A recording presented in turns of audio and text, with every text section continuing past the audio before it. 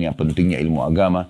Dan yang paling penting adalah kita fahami ilmu agama lebih kita butuhkan. Duduk belajar seperti ini lebih kita butuhkan daripada makanan pada saat lapar, minuman pada saat haus, tempat tidur pada saat ngantuk, dan obat-obatan pada saat sakit. Karena ilmu agama akan memandu kita, mana makanan, mana minuman, mana tempat tidur, dan yang lain-lain yang boleh dan tidak boleh.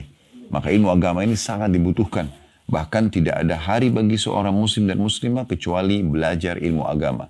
Ingat saya pernah bahasakan itu hari, walaupun kita masih di Hotel Syaza waktu itu ya.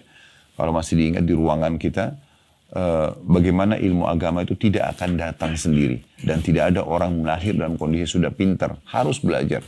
Dan ilmu itu harus didatangi ya, dan berusaha untuk diraih. Tidak ada ilmu datang tiba-tiba sendiri. Apalagi kalau orang hanya sekedar belajar seminggu sekali. Ya, saya sudah singgung itu hari hanya sekedar mendengarkan khutbah Jumat saja misalnya 20 menit, 30 menit itu nggak mungkin. Dia dikatakan sudah bisa belajar agama. Tapi dia harus belajar agama maksimal. Ya. Dia coba meluangkan waktu untuk belajar ilmu agama tersebut. Kemudian kita juga sudah membahas Alhamdulillah serial kita yang keempat. Sebab-sebab kebahagiaan masalah pengabdian abadi atau sibuk dengan amal soleh. Bagaimana setiap muslim dan muslimah harus menjadikan setiap detik hidupnya bermakna, berarti. Dia mengerjakan ketaatan-ketaatan kepada Allah SWT, apakah itu yang wajib ataupun sunnah.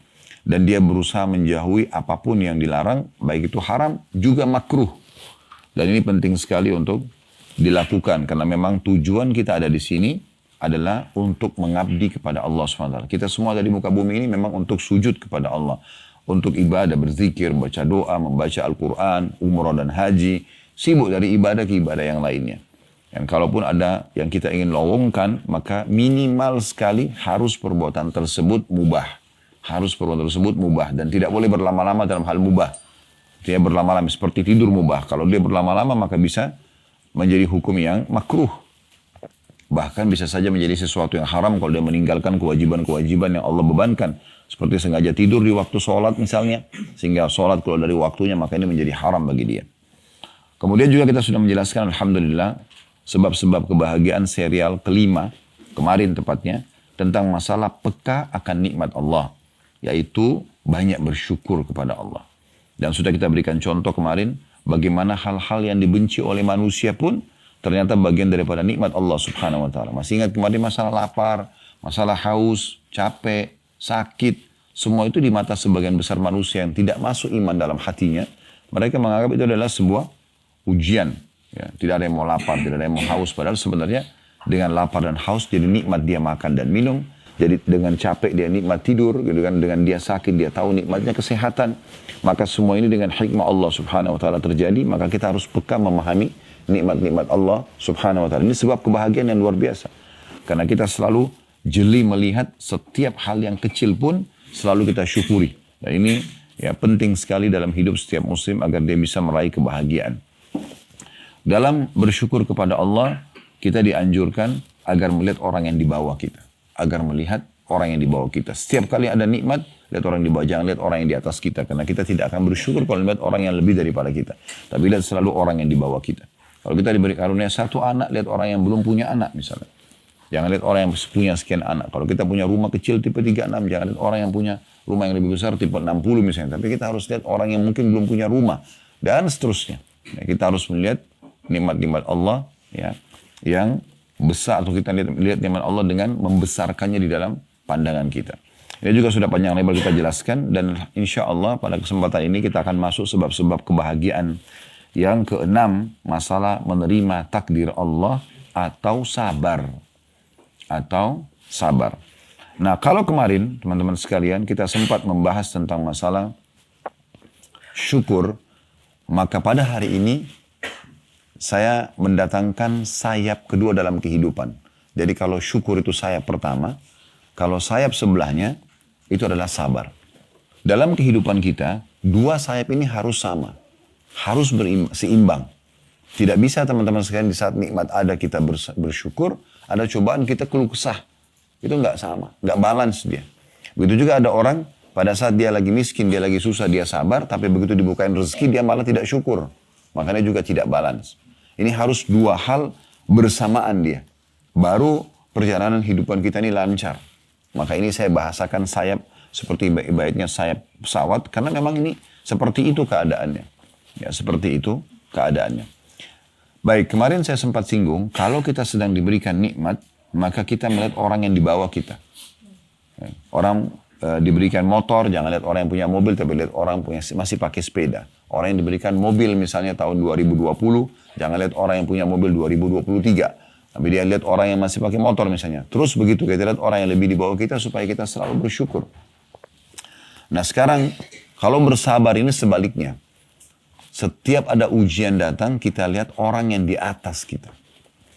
Kalau kita sedang flu, lihat ada orang yang flu dan demam. Kalau kita flu dan demam, ada orang flu, demam, dan rematik. Begitu terus. Lihat orang yang lebih berat musibahnya. Kemarin kita sudah sampaikan kisah bagaimana ya, Urwah bin Zubair rahimahullah. Masih ingat ya? Masih ingat nggak ini? Alhamdulillah. Bagaimana dia datang ke istana khalifah, kemudian ya anaknya mati, kemudian kakinya diamputasi. Tapi subhanallah dia masih bisa mengatakan Alhamdulillah. Karena Allah kalau dia 4 orang anak, dia bilang Alhamdulillah. Allah mengambil anak saya 1, Allah masih tinggalkan 3. Allah ya mengambil kaki saya 1, tapi Allah masih tinggalkan 3. Yaitu 2 tangan dan 1 kaki. Dan dia masih bisa bersyukur dalam keadaan itu. Bahkan baginda Nabi SAW, beliau dalam sebuah riwayat disebutkan, kalau beliau sedang merasakan dan mendapatkan nikmat yang besar, atau nikmat Allah SWT umumnya, beliau mengatakan, Alhamdulillahilladzi bi ni'matihi tatimmus shalihat. Segala puji bagi Allah yang dengan izinnya lah semua nikmat tersempurnakan. Setiap ada nikmat selalu menyebutkan itu. Dapat apapun, sunnahnya kita mengatakan, Alhamdulillahilladzi bi ni'matihi tatimmus shalihat. Dan kalau sedang ada ujian, maka Nabi SAW mengatakan, Alhamdulillah ala kulli hal.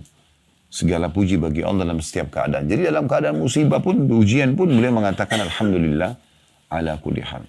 Nah ini semua nikmat yang luar biasa yang tidak bisa terhingga. Kita masih dimudahkan untuk pergi haji, kita masih dimudahkan untuk belajar, kita dimudahkan dengan segala fasilitas makan, minum. Jadi menjadi orang soleh dan soleh itu enak sekali.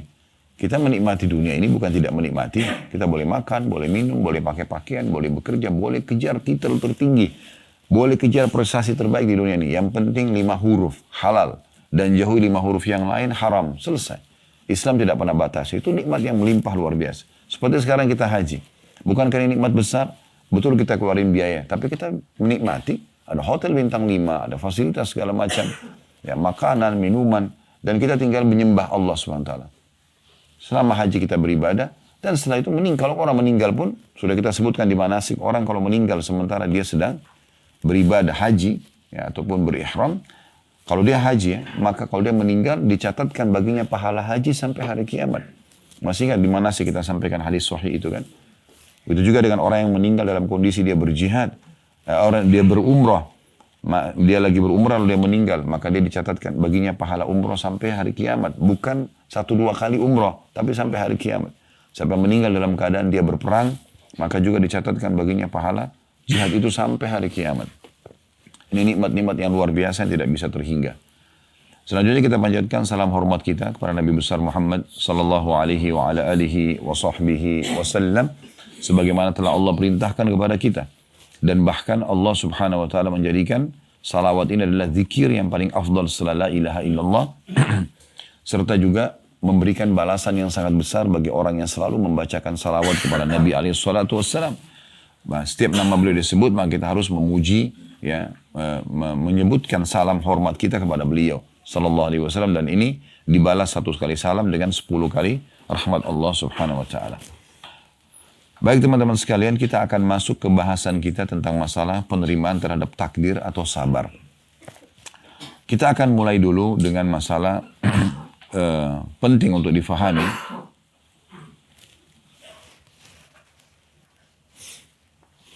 Tentang masalah definisi dari para ulama dalam menanggapi masalah sabar. Ya. Sabar itu, teman-teman sekalian, bukan pada saat terjadi sesuatu yang kita tidak sukai, kemudian kita elus dada dan duduk manis. Misalnya ada orang sakit, sabar ya, suruh duduk aja. Atau kita mengatakan, sudah saya sabar saja. Karena saya belum dapat kerjaan misalnya. Dia duduk aja, nganggur. Itu keliru. Penempatan sabarnya salah. Tapi sabar itu adalah menerima takdir Allah, kemudian ikhtiar mencari jalan keluar. Contoh misalnya, kita tidur malam hari sehat-sehat saja. Begitu bangun pagi hari, kita flu. Di sini ujian sedang datang. Sabar. Gimana sabarnya? Terima dulu. Oh, Allah sedang menguji saya. Lalu ikhtiar. Minum obat, minum teh hangat. Nah, itu namanya sabar. Dan juga menahan lisan dari keluh kesah. Karena kalau orang berkeluh kesah tentang ujian datang kepadanya, semua orang diberitahukan, maka seperti dia sedang mengeluhkan Tuhannya yang sedang menguji dia. Dan ini tidak boleh. Tidak boleh sama sekali. Makanya dalam Islam masalah sabar ini betul-betul ditekankan definisinya. Ya. Ibrahim Al-Khawwas ya, rahimahullah mengatakan, hakikat sabar adalah teguh di atas kitab, Alkitab dan Sunnah. Maksudnya mengikuti panduan Al-Quran dan Sunnah, wahyu. Bagaimana panduannya? Kayak tadi saya katakan. Semua orang akan diuji. Mustahil ada orang tidak diuji. Cuma memang ujian ini terbagi dua. Ada yang ujian memang murni dari Allah Subhanahu wa Ta'ala untuk menguji iman seorang hamba, sehingga ini bisa membersihkan dosanya dan juga mengangkat derajatnya di surga. Ada derajat di surga teman-teman sekalian tidak bisa dijangkau kecuali dengan ujian dan sabar. Mungkin tidak bisa dengan 100 tahun sholat, 100 tahun puasa. Tapi dengan 10 tahun sakit bisa dia sampai derajat itu. Makanya ada hamba yang rutin berobat terus selama 10 tahun. Karena itu untuk derajatnya di surga. Dan kalau dia tahu ternyata untuk itu, dia akan bisa menerima dengan luar biasa. Karena ada dalam hadis Bukhari, seorang wanita berkulit hitam, disebutkan dalam hadis begitu, dia datang kepada baginda Nabi SAW dan mengatakan, ya Rasulullah, sungguhnya saya kena penyakit epilepsi, ayan. Tolong doakan agar Allah sembuhkan saya. Apa jawaban Nabi SAW?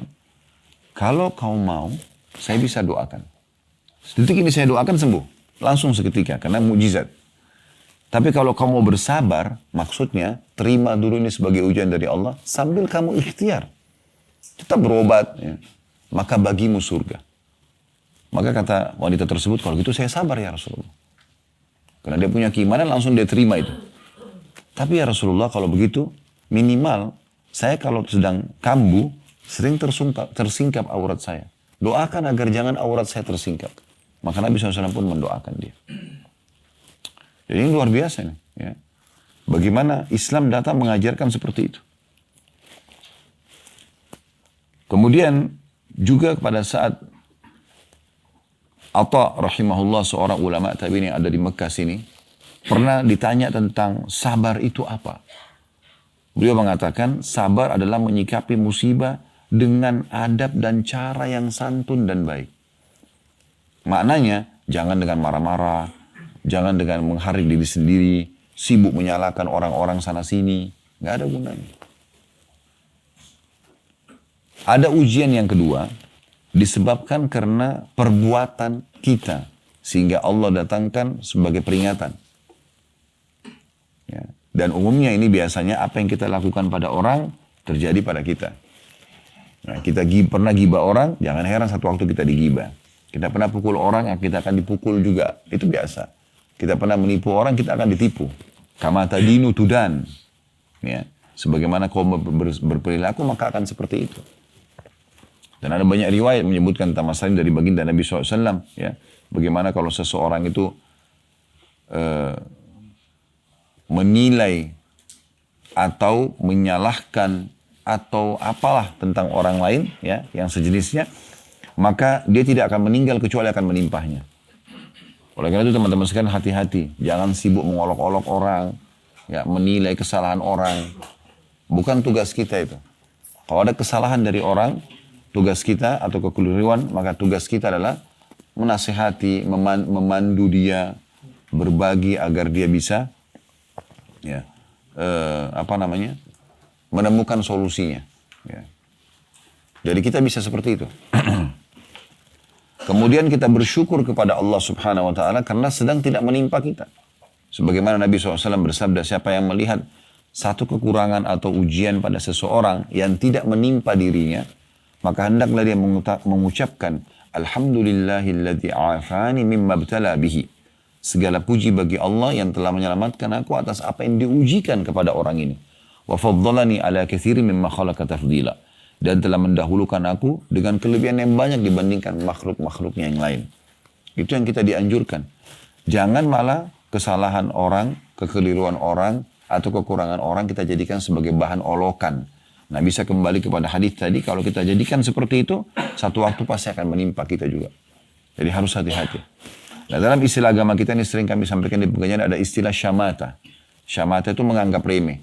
Bahkan kalau pasukan Islam sedang bertemu dengan pasukan kafir pun, dilarang pasukan Islam menganggap remeh pasukan kafir. Nabi SAW sering berlindung mengatakan, dan aku berlindung kepadamu ya Allah, min syamatatil a'da, dari menganggap remeh pasukan. Dekat dari sini, 30 kilo dari sini ada satu lembah namanya Hunain. Lembah Hunain. Kalau pernah dengar ada perang Hunain. Perang antara pasukan Nabi SAW. Jumlahnya 12.000 orang pasukan.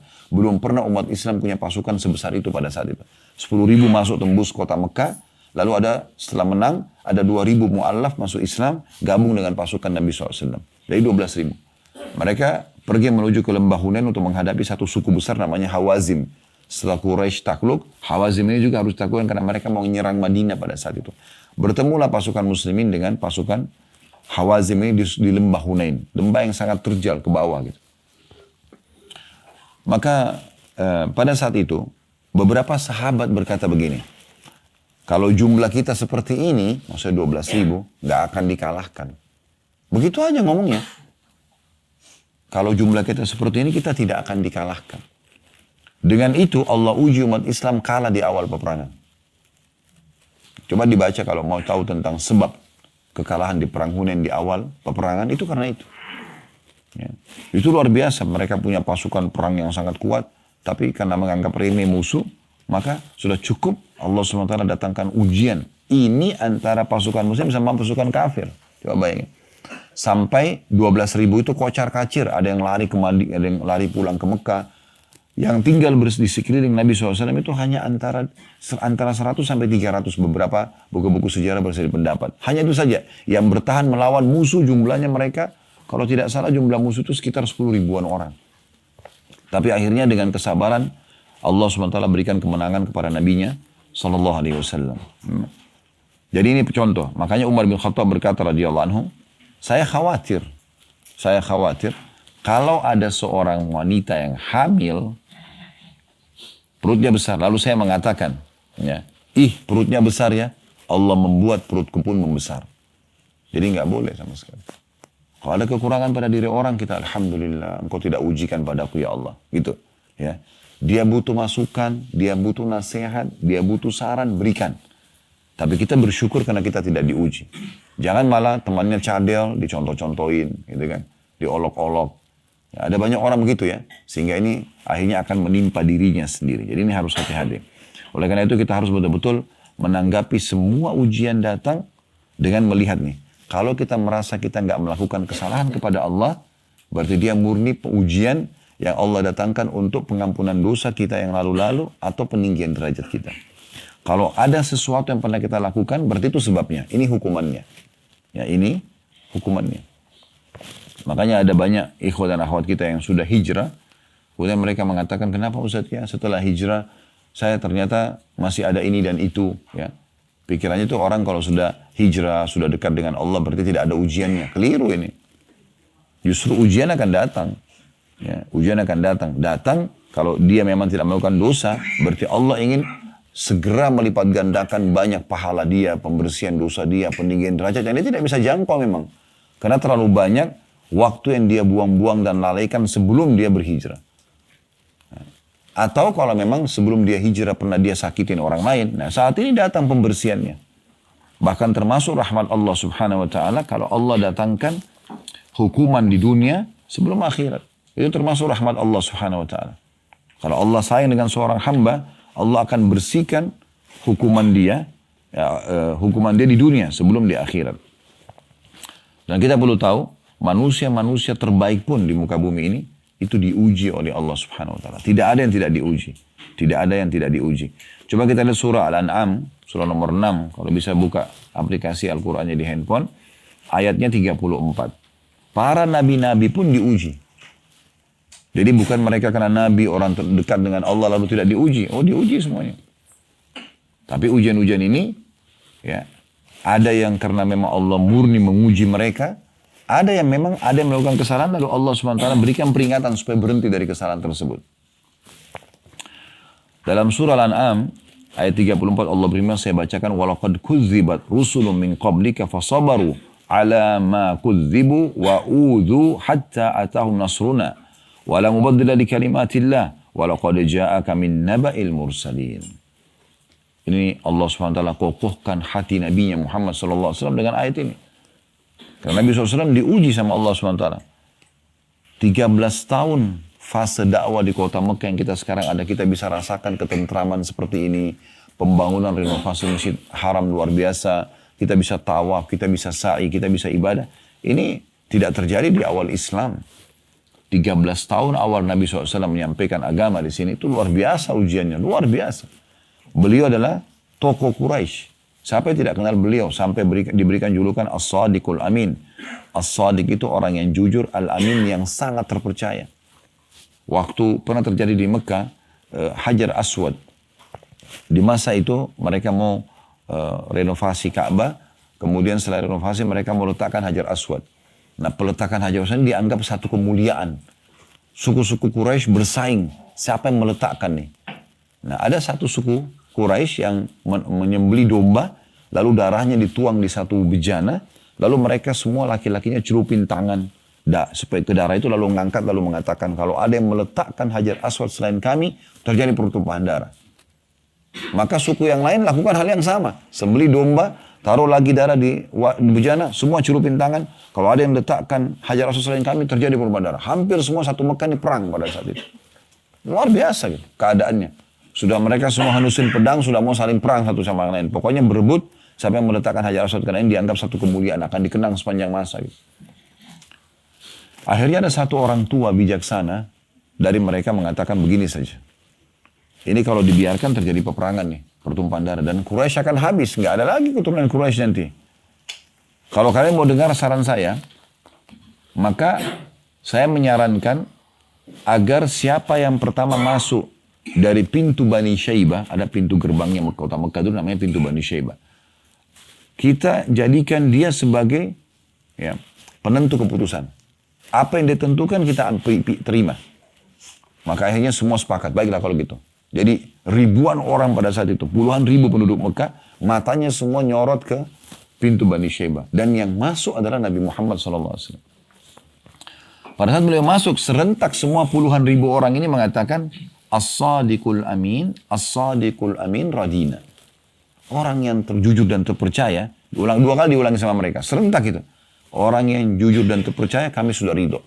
Maka Nabi SAW pun datang dan menengahi mereka dengan cara, ya, beliau meminta kain, kemudian meminta setiap suku mendatangkan kepala sukunya, semua kepala suku memegang ujung-ujung kain.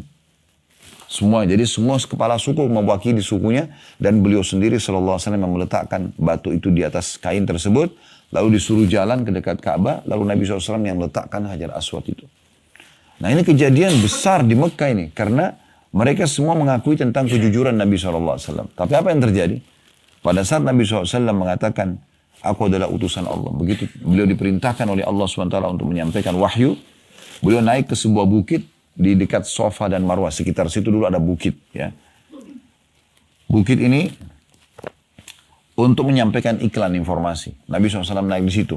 Orang-orang Quraisy kumpul semuanya, karena di situ tidak boleh sembarangan orang naik. Ya. Karena yang naik itu berarti akan menyampaikan informasi penting. Apakah ada kematian seorang tokoh, ada pasukan yang akan menyerang Mekah. Jadi nggak boleh sembarangan gitu. Waktu mereka lihat Nabi SAW di situ, maka mereka tahu ini penting nih. Lalu Nabi SAW mengatakan, wahai Quraisy, kalau seandainya saya mengatakan kepada kalian, di belakang gunung ini, di belakang pintu gerbang Mekah ini, ada pasukan akan menyerang Mekah. Kalian percaya nggak? Kata mereka, tentu saja. Karena kami belum pernah mendapatimu bohong sekalipun. Nabi nggak pernah bohong sekalipun. Sallallahu alaihi wasallam. Maka kata Nabi SAW, kalau begitu ketahuilah, aku ini utusan Allah. Di antara dua tanganku siksaan. Artinya orang kalau patuh akan masuk surga. Orang yang membangkang kafir akan masuk neraka. Tahu yang pertama membangkang siapa? Pamannya sendiri. Ya, Abu Lahab. Abu Lahab ini selain paman beliau juga besannya beliau. Karena anak Abu Lahab sama anak Nabi SAW menikah. Gitu kan? Maka dia yang paling pertama berbicara. Belum tanya, apa sih yang kau punya nih Muhammad? Sampaikan dulu wahyu. Enggak. Langsung, hai Muhammad. Abi hadha jama'tana. Ali hadha jama'tana. Apakah karena ini kau kumpulkan kami? Tabban lak, kecelakaan buat kamu. Lalu dia bubarkan semua orang-orang Quraisy. Gak boleh dengar. Sudah gitu dia pulang ke rumahnya, dia sampaikan sama istrinya, suruh anaknya laki-laki ceraikan anak Nabi SAW. Permusuhan yang luar biasa sampai Allah SWT kekalkan surah Al-Masad. Tabbat yada abi lahabin wa tab. Itu masih hidup sudah Allah pastikan dia sama istrinya akan masuk neraka. Karena begitu. Jadi luar biasa ujiannya. Di tempat beliau, di kota beliau lahir, beliau mulia, beliau punya julukan orang yang terbaik, orang yang paling jujur, diakui oleh semua Quraisy. Begitu mengatakan sebagai seorang nabi tidak diimani. Dan selama 13 tahun, yang masuk Islam hanya 153 orang saja. Karena orang-orang Quraisy mengisolasi. Semua orang Muslim boleh dipukul, boleh diambil hartanya, boleh dibunuh. Yang melakukan itu tidak akan kena hukuman. Kalau dilihat di jalan dilemparin. Nabi Muhammad SAW lagi sholat di depan Ka'bah, ditaruh kotoran unta. Ada yang lagi sholat, diinjak batang leher beliau SAW. Sampai Fatimah radhiyallahu anha lewat lalu membersihkan kotoran tersebut. Ya. Sambil menangis gitu. Ya, sudah seperti itu keadaannya pada saat itu. Luar biasa musibahnya, ujiannya. Tapi apakah ini karena Nabi SAW punya dosa? Enggak. Ini ujian datang. Gitu kan? Dan terus berlanjut seperti itu sampai akhirnya 83 sahabat itu hijrah ke Ethiopia dipimpin oleh sepupu Nabi SAW Ja'far bin Abi Thalib radhiyallahu anhu. Ini kakaknya Ali bin Abi Thalib, beda 10 tahun dengan Ali radhiyallahu anhu majma'in. Pimpin kafilah hijrah ke Ethiopia dan sisa 70 tinggal bersama Nabi SAW yang akhirnya hijrah ke Madinah. Tapi kondisi di Mekah pada saat itu luar biasa. Saya kadang-kadang kalau menyampaikan sesuatu sebagaimana saya sering sampaikan teman saya coba renungin. Bagaimana fase Mekah? Insya Allah tidak ada halangan besok kita akan city tour masuk ke Museum Wahyu. Ada ilustrasi tentang kondisi kota Mekah masa dulu gitu. Ya, supaya kita bisa bayangkan seperti apa kondisinya. Bayangkan teman-teman kalau kita hidup di masa itu ya.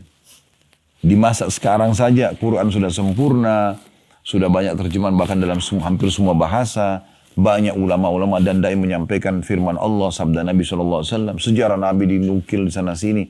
Masih banyak orang yang tidak mau beriman. Masih banyak orang Islam yang tidak mau menjalankan syariat. Bagaimana kalau kita ini hidup di masa itu? Di Mekah waktu itu. Coba bayangkan ya. Di kota yang masih sederhana, bangunan sederhana. Ada satu orang ngaku Nabi. Dan yang beriman masuk surga, yang kafir masuk neraka. Kira-kira kita jadi Abu Bakar atau Abu Jahal nih? Iya. Dan waktu itu Al-Quran masih turun 1 ayat, 5 ayat, 1 surat pendek. Dan kebanyakan surah-surah Makkiyah, surah-surah pendek. Ya. Memang tentang akhirat, tentang neraka, tentang surga, tentang umat sebelum kita. Belum ada syariat pada saat itu. 10 tahun fase Madinah semua baru perlengkapan syariat. Perintah jihad setelah hijrah ke Madinah. Perintah puasa Ramadan tahun 2 Hijriah. Pada saat diperintahkan perang Badar, itu juga diperintahkan syariat puasa.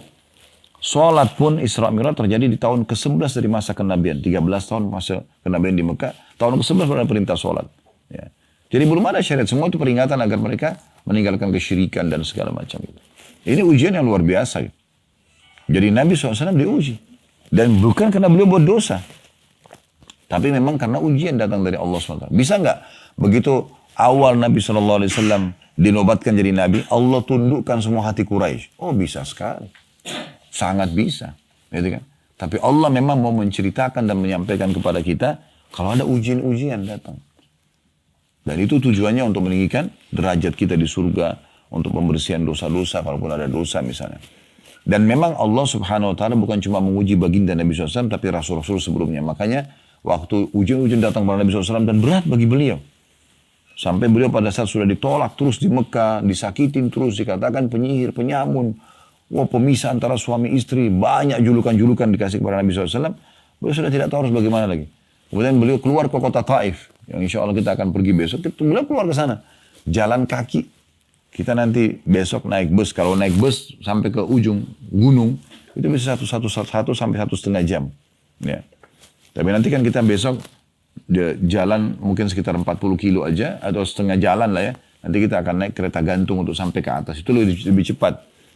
Tapi Nabi SAW jalan kaki. Begitu tiba di sana, juga ditolak dakwanya. Beliau SAW tidak tahu harus buat apa lagi. Beliau pulang, keluar dari kota Taif sambil dilemparin batu. Ya. Dan uniknya, cara melempar batunya itu, setiap kali kaki Nabi SAW diangkat, satu dilempari batu. Jadi yang lagi diangkat itu dilempari. Dan satu kota melempari. Itu luar biasa itu ujiannya. Bukan karena Nabi SAW buat dosa. Sampai beliau keluar dari pintu gerbang kota Taif, ditutup pintu gerbangnya. Jadi kayak terusir luar biasa gitu. Ya. Lalu beliau datang ke bawah sebuah pohon.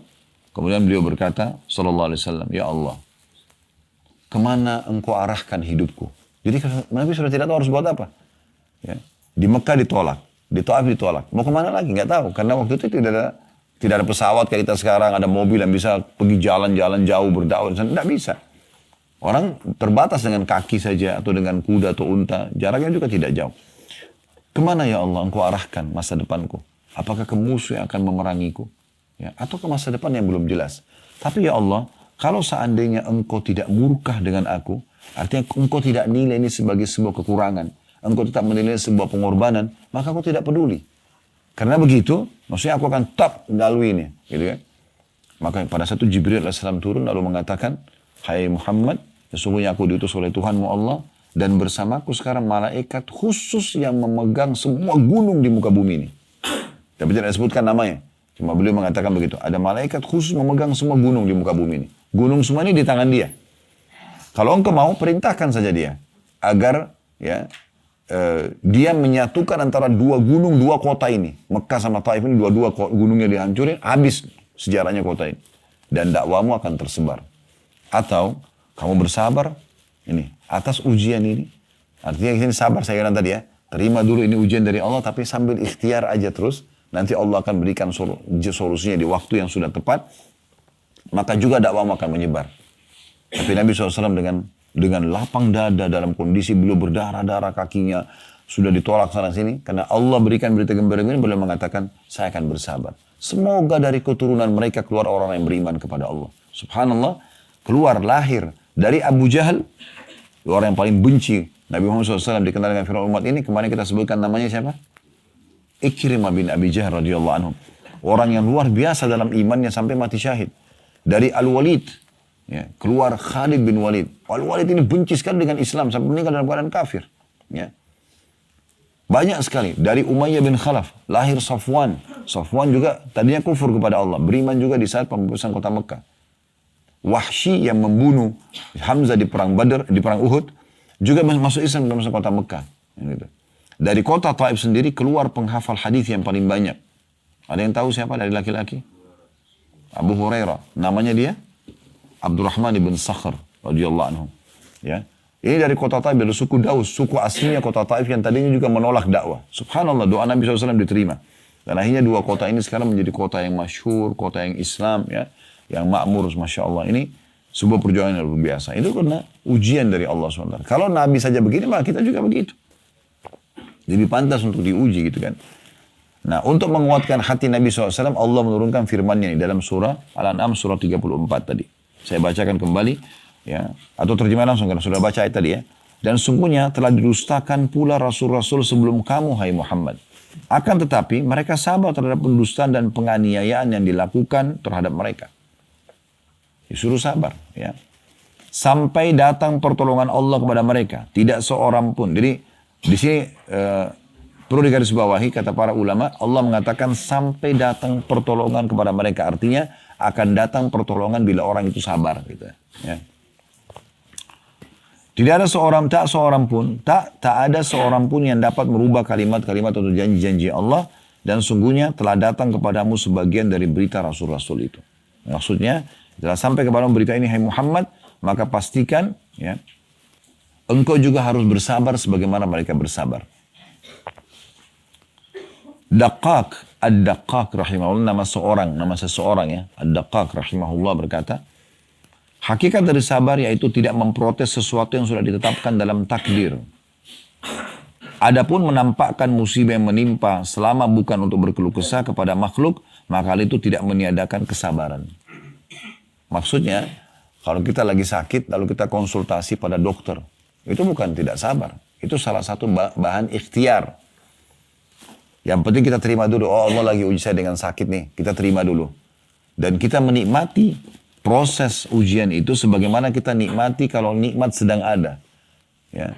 Sebagaimana kita merasakan nikmatnya makan makanan yang lezat, di saat kita lapar kita nikmatin proses lapar itu sampai nanti ikhtiar mencari dan Allah hilangkan rasa lapar tadi. Maka dua-dua ini sama, berimbang dalam kita menikmatinya. Gitu. Menikmati proses ujian itu luar biasa itu. Ya. Luar biasa. Akan membuat orang belajar banyak sekali dari kehidupan dia. Misalnya dia kalau lagi sakit, dia terus merenungi hikmah apa yang bisa saya ambil ya. Oh enak sekali ya, sekarang kita lagi flu dengan demam misalnya. Atau meriang. Begitu di depan kita ada orang minum air es, enak benar orangnya. Kita dulu juga begitu. Nah dengan sakit kita bisa jadi tahu nilainya itu kan. Jadi pada saat sehat nanti kita lebih menjaga, kita lebih bersyukur. Memang begitu. Kalau Allah tidak pernah datangkan ujian teman-teman sekalian, kita akan kufur nikmat semuanya. Orang akan kufur gitu. Tapi dengan ujian datang dia jadi belajar. Kalau dia punya Tuhan yang mengatur, dia juga harus kembali kepada Tuhannya. Dia harus bisa melalui dengan baik. Nah, itu poinnya. Nah, tapi kalau orang misalnya menyampaikan kepada semua orang, ada yang sedang menimpa dia, satu kampungnya semua tahu masalah dia. Maka orang ini seperti sedang mengeluhkan Tuhannya. Padahal Allah SWT menguji dia untuk justru meningkatkan derajat dia. Harusnya dia bisa menerima itu. Ya. Ini kurang lebih 3 pendapat ulama ini dinukil dari kitab ya, Al-Minhaj Syarah Sahih Muslim. Tentang pernyataan mereka berhubungan dengan masalah sabar itu sendiri. Syekh Shalih Al-Fauzan, hafizahullah, salah satu ulama di Saudi, yang masih hidup. Beliau mengatakan kurang lebih terjemahannya, sabar itu secara bahasa atau etimologi adalah menahan diri. Menahan diri. Baik dari keluh kesah lisan, ya, sikap tangan, ya, seperti memukul-mukul badan. Ya. Dan Allah SWT berfirman kepada nabinya yang artinya sabarlah. Sabarkanlah dirimu bersama orang-orang yang berdoa kepada Rabb mereka. Maksudnya adalah tahanlah dirimu untuk tetap bersama mereka. Adapun di dalam istilah syariat atau terminologinya, sabar adalah menahan diri di atas ketaatan kepada Allah Subhanahu wa taala dan untuk meninggalkan kedurhakaan atau kemaksiatan kepada Allah. Jadi ini memang penjelasan para ulama gamblang atau gamblang sekali tentang masalah sabar ini. Ibnu Rajab menjelaskan sabar itu memang ada tingkatan-tingkatan juga ya, dan ada ragamnya. Beliau mengatakan sabar ya, yang dipuji ada beberapa macam. Yang pertama sabar di atas ketaatan kepada Allah Azza wa Jalla. Jadi untuk azan, sholat, gitu kan, duduk di majelis ilmu seperti ini, lowongin waktu pergi haji dan umroh misalnya, apa saja, bangun tengah malam sholat, ya, itu butuh kesabaran dalam ketaatan kepada Allah Subhanahu wa taala. Jadi memang kita butuh sabar untuk melakukannya. Kemudian yang kedua, sabar dalam menjauhi kemaksiatan kepada Allah Azza wa Jalla. Setiap orang di antara kita pasti punya peluang untuk berbuat dosa. Tapi pada saat peluangnya datang, dia bersabar. Jangan dia iakan. Diajak untuk menipu, diajak untuk berzina, diajak untuk ini dan itu, dia tolak, dia sabar. Nah. Kemudian, sabar dalam menanggung takdir yang terasa menyakitkan. Nah, ini juga bagian daripada sabar itu sendiri. Karena umumnya ujian tidak menyenangkan. Orang sakit misalnya, ya, orang diganggu orang lain. Nah, memang tidak nyaman, tapi sedang terjadi. Solusi terbaik adalah sabar. Terima itu sebagai ujian dari Allah, kemudian ikhtiar cari jalan keluar. Ya. Nabi SAW dicaci maki oleh orang-orang munafik selain orang-orang kafir pada saat itu. Dan bahkan setelah pembebasan kota Mekah, setelah menguasai kota Madinah, Nabi SAW masih diganggu. Sampai menjelang wafat pun Nabi SAW masih diganggu oleh orang-orang munafik. Itu banyak sekali. Ya. Kisah-kisah yang berhubungan dengan masalah ini. Apa yang Nabi sampaikan, orang munafik mengatakan Muhammad ini ngawur. Masa ngomong gitu, masa bilang begini. Begitu-begitu. Yang tidak sopan kepada Nabi SAW. Sementara para sahabat Nabi Ridwanul Alim yang betul-betul mereka beriman kepada Allah dan Rasulnya, menatap wajah Nabi saja mereka tidak berani. Bahkan digambarkan ya, oleh beberapa tokoh Quraisy. Seingat saya namanya Urwah bin Mas'ud. Dia adalah dutanya Quraisy. Dia mengatakan, wahai Quraisy, saya telah mendatangi Kaisar Romawi, Kisra Persia, Najasyi di Ethiopia. Tapi saya belum pernah melihat ada orang-orang yang menghormati pimpinan mereka sebagaimana para sahabat Muhammad menghormati Muhammad. Jadi mereka bahkan tidak berani memandang wajahnya. Pada saat jalan mereka mendahulukannya. Dan kalau jalan di bawah terik matahari mereka menaunginya. Bahkan kalau Muhammad berwudu dan mengeluarkan riaknya, habis kumur-kumur mereka memperebutkan dan menggosok di badannya. Tapi ini Nabi SAW. Ya. Ini Nabi, bukan riak saya, bukan riak siapapun. Ini Nabi SAW. Jangan dipukul rata. Nggak boleh. Kalau kita hidup di masa Nabi SAW, kita bisa tabarruk, mengambil dari Nabi SAW. Tapi para sahabat begitu, saking memuliakannya, baginda Nabi SAW. Gitu kan. Ini orang-orang beriman memang menghormati Nabi SAW. Tapi orang-orang yang munafik tidak seperti itu. Ya. Jadi kita harus sabar juga. Yang ketiga dengan ujian yang datang. Memang menyakitkan dalam ujian harian. Ya. Dan ini adalah lazim terjadi. Siapa di antara kita yang tidak pernah sakit? Siapa di antara kita yang tidak pernah ditipu? Siapa di antara kita yang tidak pernah digibah? Yang tidak pernah difitnah? Siapa di antara kita yang orang utang semuanya bayar? Kalau ada coba angkat tangan, ada nggak? Saya mau kasih mic untuk bicara, coba jelasin. Oh iya Ustadz, saya memang nggak pernah sakit. Wah itu coba. Atau saya memang selama hidup nggak pernah ditipu. Nah. Saya nggak pernah keseleo. Nah.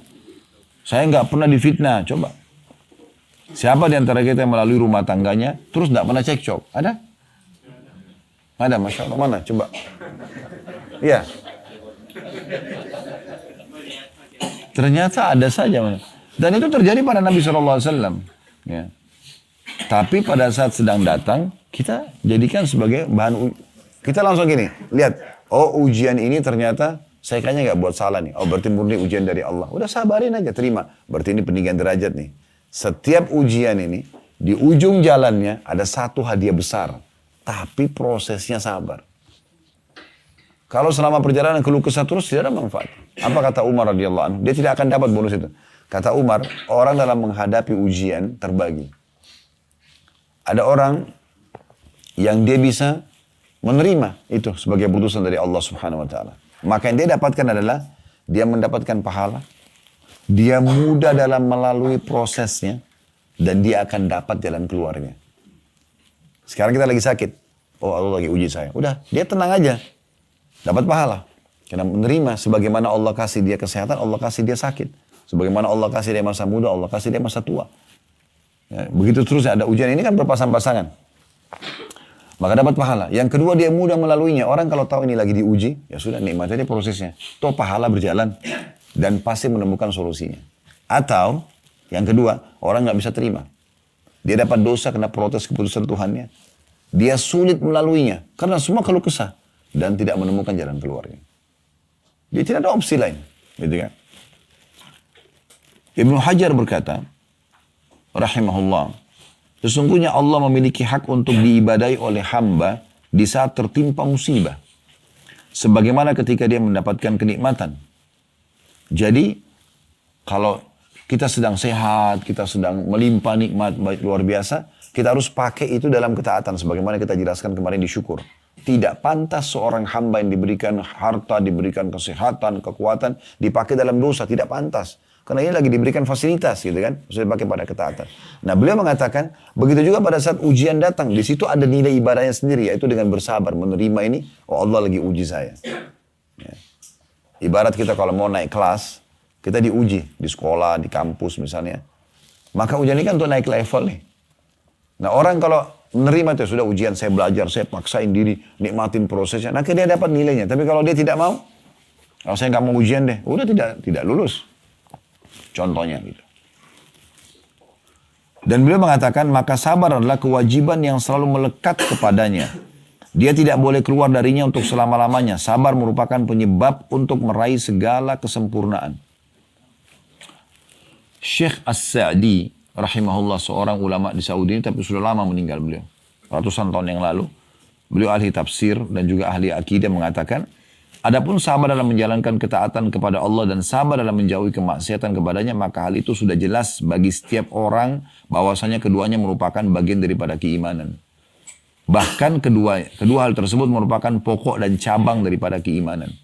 Karena pada hakikatnya iman itu secara keseluruhan merupakan kesabaran. Ya, untuk menetapi apa yang dicintai Allah dan ridhoinya serta untuk senantiasa mendekatkan diri kepadanya. Jadi maksudnya sabar dalam mengerjakan ketaatan kepada Allah tadi yang jenis sabar yang pertama. Dan sabar dalam meninggalkan dosa ini adalah bagian dari cabang keimanan. Dan ini tidak mungkin kecuali dengan sabar. Ya, duduk pengajian begini dengarin 1 jam, 2 jam duduk. Padahal kita bisa tidur, bisa makan, bisa santai-santai. Tapi kita sabarin. Begitu juga dengan ibadah-ibadah yang lainnya. Begitu juga dengan meninggalkan dosa-dosa. Setiap ada peluang datang, setiap orang kita pasti punya peluang berzina, berbohong, menipu. Pasti, nggak mungkin tidak.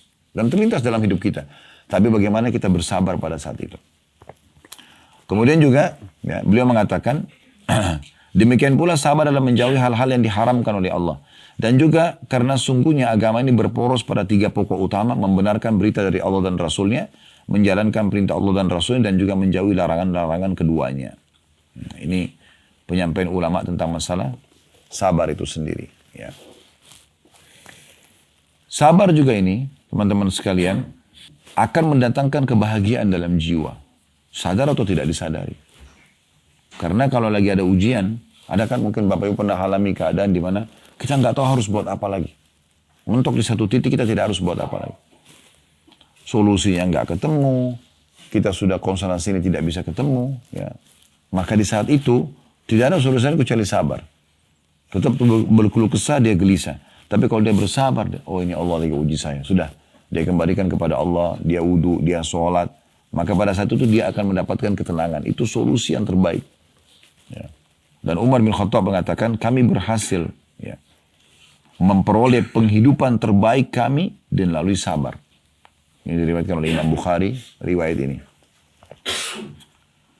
Nabi SAW juga mengingatkan kepada kita tentang 2 hal ini. Sayap kehidupan antara syukur kalau ada nikmat dan sabar kalau ada ujian itu disatukan dalam satu hadis.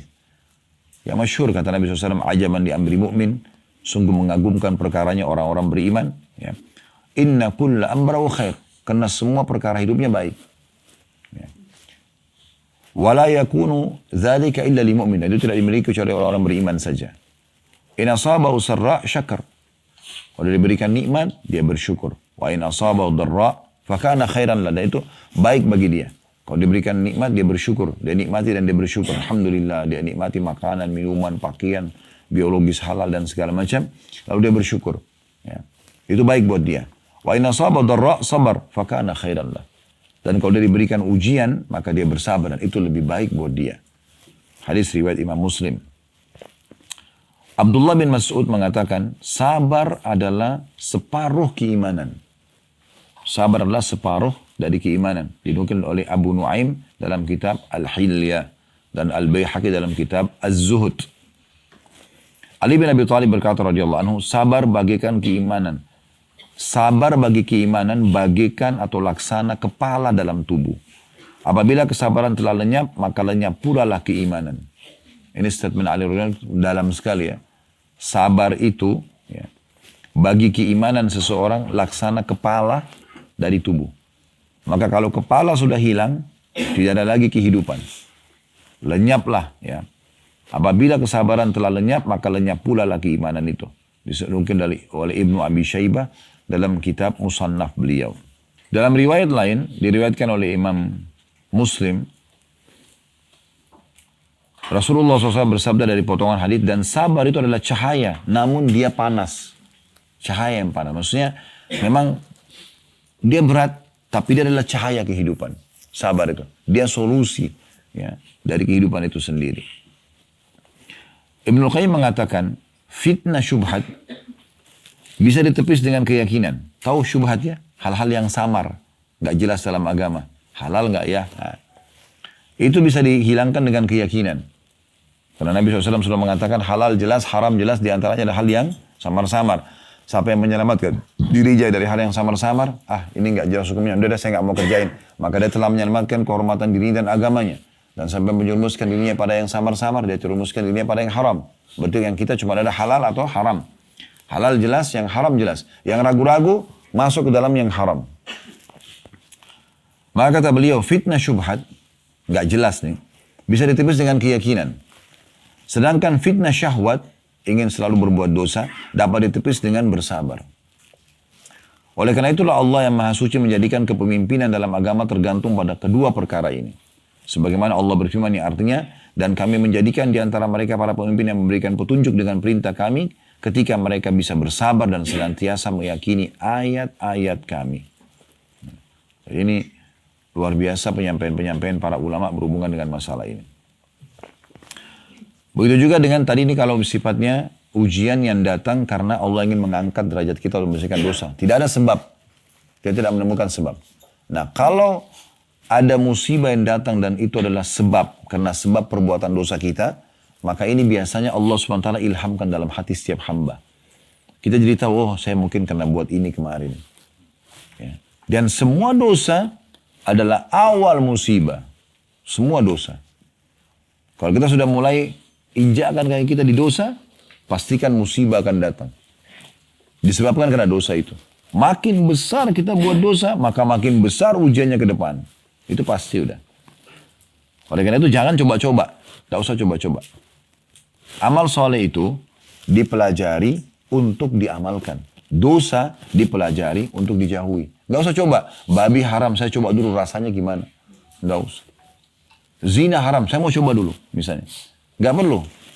Haram untuk dipelajari dan dijauhi. Karena kalau kita mulai injakkan kaki kita di dosa itu, selesai. Pastikan itu akan mendatangkan musibah. Nah ini musibahnya ini bahaya nih. Gitu kan? Banyak orang tidak sadar ini, apalagi kalau tidak tahu agama. Mereka sudah buat dosa, kemudian Allah datangkan ujian. Malah tambah mabuk. Ya, malah tambah buat maksiat kepada Allah SWT. Makin jauh. Yang paling baik adalah kalau kita sedang datang ujian, introspeksi diri dulu. Kalau kita lihat sepertinya tidak ada salah nih. Ya udah berarti terima itu sebagai ujian dari Allah SWT. Berarti ada derajat yang Allah akan naikkan kita di surga nanti. Dan juga di ujung jalan itu pasti akan ada hadiah yang besar. Dan Allah sudah memastikan dalam ayat Al-Quran, fa inna ma'al usri yusra. Di setiap usaha akan ada kemudahan. Itu pasti. Ya. Kalau kena dosa, biasanya Allah ingatkan kita itu. Ya. Ada orang durhaka sama orang tua. Dan ini biasanya hampir sama ya. Makanya kata Nabi SAW, ya, berbaktilah dengan kedua orang tua kalian. Efeknya apa? Allah akan memberikan kepada anak-anak yang bakti pada kalian. Jagalah kesucian kemaluan kalian, Allah juga akan jaga kesucian kemaluan pasangan kalian. Jadi memang efeknya seperti itu. Ibnu Katsir menukil keterangan dari Al-Amash, dari Abu Dayyan atau Dabyan. Dia berkata, Abu Dayyan ini, dahulu kami duduk bersama Alqamah ketika dia membaca ayat yang artinya barang siapa yang beriman kepada Allah maka Allah akan menunjuki hatinya. Maka ditanya kepada beliau, maknanya apa? Siapa yang beriman kepada Allah, Allah akan berikan hidayah hatinya. Wa may yu'min billahi yahdi qalbah, ayatnya. Maka beliau mengatakan orang-orang yang dimaksud dalam ayat ini adalah orang-orang yang tertimpa musibah dan mengetahui bahwasanya musibah itu berasal dari sisi Allah dan dia pun merasa ridho dan pasrah kepadanya. Jadi menerima keputusan tersebut. Ada banyak hikmah yang bisa kita ambil dari musibah yang sedang datang. Ya. Kita jadi pertama menyadari kalau kita punya Tuhan yang mengatur semua ini. Ya. Sehingga tidak ada jalan lain kecuali kembali kepada pemilik yang menciptakan kita, yang menciptakan musibah itu. Karena cuma dia yang memiliki solusinya. Dan di saat itu sebenarnya Allah sedang menginginkan kita kembali kepadanya. Kita kembali kepadanya. Jadi ini poin, ya. Sehingga kita tahu kalau kita punya Tuhan. Poin pertama. Hikmah yang kedua, ini hikmah pertama. Hikmah kedua, kita jadi belajar dari ujian yang sedang datang. Kalau seandainya teman-teman kita waktu kecil dulu naik sepeda, jatuh, kita nggak mau lagi belajar sepeda, sampai sekarang kita tidak akan bisa. Tapi pada saat itu kita masih sangat polos. Jatuh belajar lagi. Jatuh inilah, bisa terima. Nggak apa-apa. Kenapa sekarang pada saat kita sudah dewasa ini kita nggak belajar nih? Gitu. Bahwasanya kita bisa sebenarnya, tapi dengan melalui proses itu. Pelajaran. Ya. Kita lihat kepada orang-orang yang lebih berat ujiannya. Ya. Supaya kita bisa melaluinya. Tapi intinya sebenarnya dia ini adalah peningkatan level nih. Ya. kita akan naik kelas. Seperti itu. Ya.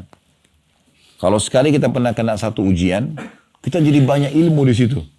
Misalnya kita pernah kena satu penyakit, kita jadi tahu nama penyakitnya, nama obatnya, apalah macam-macam di situ. Jadi kita tahu.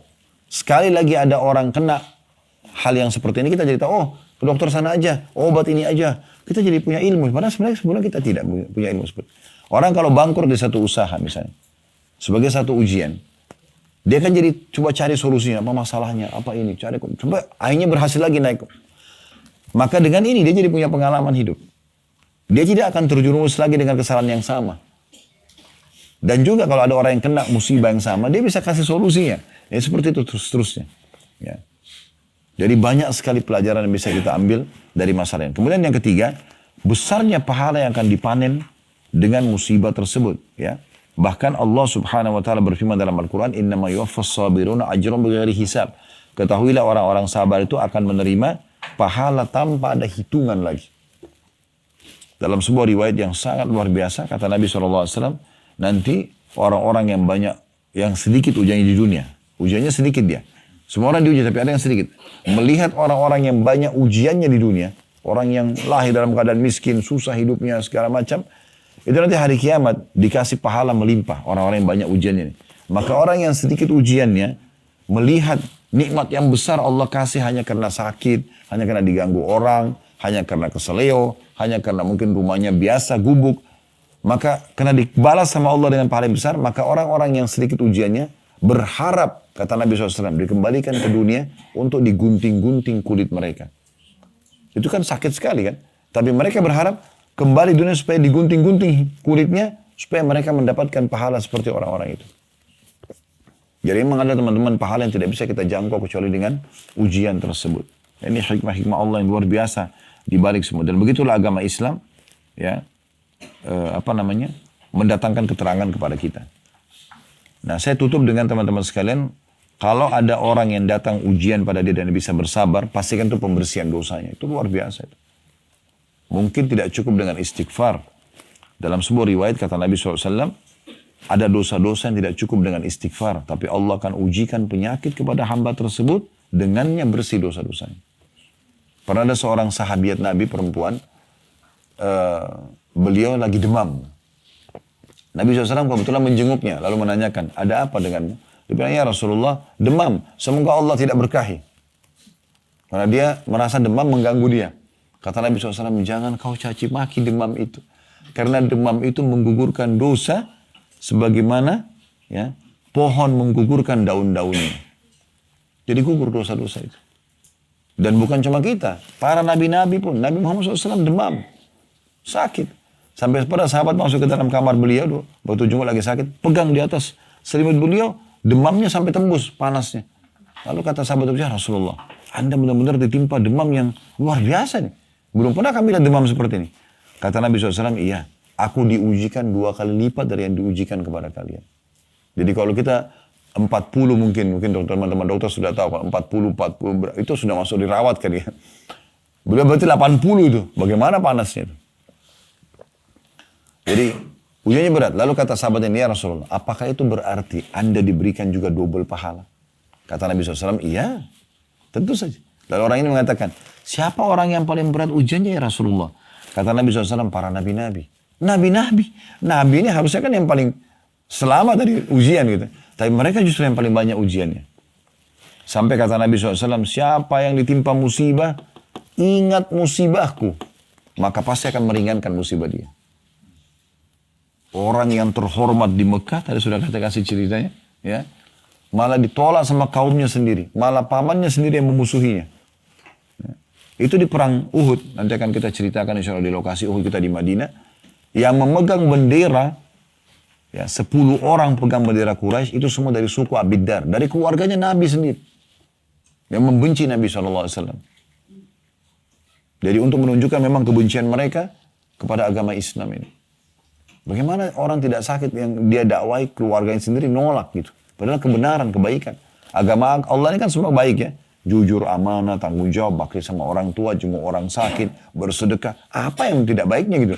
Dan semua yang tidak baik dilarang. Bohong, menipu, mukul orang, ambil haknya orang lain. Tidak. Berarti agama ini baik, tapi mereka nolak. Itu kan musibah. Ya. Luar biasa gitu. Dan Allah subhanahu wa ta'ala memberikan ujian kepada Nabi SAW 13 tahun dakwanya ditolak di Mekah itu. Bukan main-main 13 tahun, waktu yang cukup lama. Tapi setelah itu karena beliau bersabar, Allah berikan kemenangan, Allah berikan kekuasaan. Dalam 10 tahun saja, ya, seluruh jazirah Arab itu takluk di tangan Nabi SAW. Tidak sampai di situ. Beliau tidak meninggal kecuali sudah selesai jazirah Arab.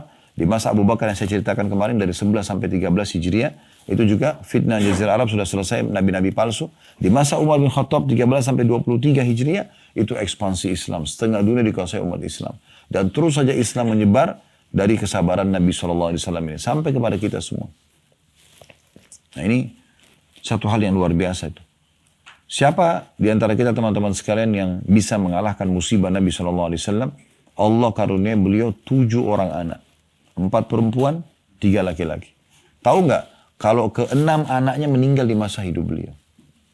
7 ini anak, 6-6-nya mati. Cuma 1 yang masih hidup dan meninggal 1 tahun setelah Nabi SAW meninggal. Dimulai dari 3 anak laki-lakinya.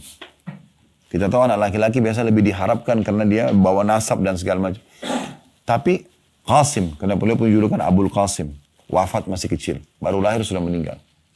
Kemudian yang kedua, Abdullah meninggal juga. Pas lahir, beberapa waktu meninggal. Ini dari Khadijah radhiyallahu anha. Lalu beliau menikah sama Maria, dari Maria juga lahir Ibrahim, juga meninggal masih kecil. Sampai waktu meninggal Ibrahim, Nabi SAW melihat 3 anak laki-laki meninggal semua. Beliau netesan air mata. Dan beliau mengatakan, wahai Ibrahim, kami sedih berpisah denganmu. Tapi lisan kami tidak akan mengucapkan kecuali yang Tuhan kami ridhoi. 4 anak perempuannya, ya, ada Ummu Kalthum, Ruqayyah, Zainab, dan juga Fatimah. 3 yang pertama ini meninggal semua di masa hidup Nabi. Fatimah yang hidup 1 tahun setelah Nabi SAW baru meninggal. 7 anak, 6 meninggal di masa hidupnya. Musibah luar biasa. Ujian luar biasa. Tidak main-main. Di masa hidup beliau juga cucunya meninggal. Umamah meninggal. Cucu dari Zainab. Gitu kan. Ini luar biasa. Di masa hidup beliau, ada 2 pamannya yang masuk Islam. Ada 2 pamannya yang kafir. Masuk Islam Hamzah dan ya, Abbas radhiyallahu anhu ajma'in. Yang meninggal dalam keadaan kafir Abu Lahab dan juga Abu Talib. Beliau sedih tapi nggak bisa buat apa-apa. Ya, ada ujian-ujian datang, subhanallah, begitu. Ya, di Mekah setiap jalan nih penyihir, penyamun, dicaci maki. Di Madinah pun setelah hijrah sudah punya kerajaan. Nabi jadi raja nih, raja punya pasukan, punya segala macam, masih disakiti oleh orang munafik. Masih ingat kemarin kisah yang tentang fitnah Aisyah zina dengan Safwan. Gosip. Itu luar biasa tuh menyakitkan. Tapi beliau sabar. Gitu kan. Beliau pernah mau mengajak muslimin perang Tabuk, perang terakhir muslimin. Ya. Itu dengan 30.000 pasukan. Semua laki-laki wajib pergi. Waktu itu subhanallah ujian Allah luar biasa datang. Menguji iman dengan orang-orang munafik. Orang beriman sama orang munafik. Besok mereka akan panen kurma mereka. Dan waktu itu pendapatan utama masyarakat Madinah kurma.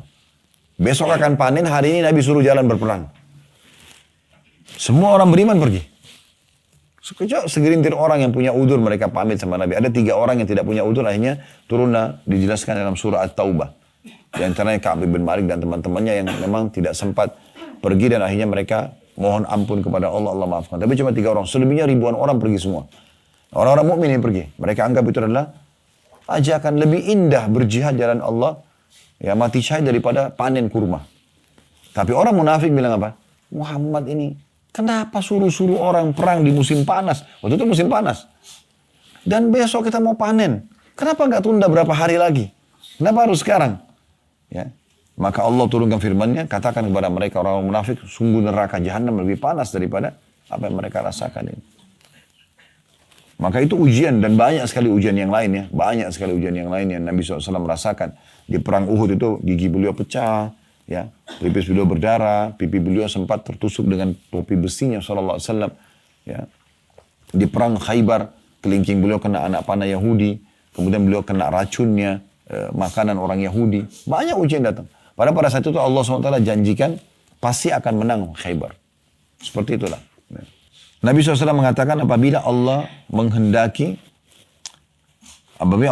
hambanya mendapatkan kebaikan, maka Allah segerakan baginya hukuman di dunia. Jadi kalau ada ujian-ujian datang itu sebenarnya pembersihan dosa ya. Daripada dihukum di akhirat, bentuk kasih sayang Allah, kata Nabi SAW, Allah segerakan di dunia. Dalam bentuk penyakit, flu, demam. Kadang-kadang kita tidak sengaja, bukan niat mau menjepit tangan kita terjepit pintu. Ada saja, gitu kan. Kita lagi jalan baik-baik, nggak ada apa-apa, sepatu kita bagus, jalannya lurus, keseleo. Ada saja. Kata Nabi SAW, apabila Allah menghendaki hambanya mendapatkan kebaikan, maka Allah akan segerakan baginya hukuman di dunia. Dan apabila Allah menghendaki keburukan untuknya, maka Allah akan menahan hukumannya sampai akan disempurnakan balasannya di akhirat kelak nanti. Dan ini lebih bahaya kalau diberikan ujian di akhirat nanti. Allahu a'lam. Itu saja, subhanakallahumma bihamdika, asyhadu an la ilaha illa anta astaghfiruka wa atubu ilaik. Wassalamualaikum warahmatullahi wabarakatuh.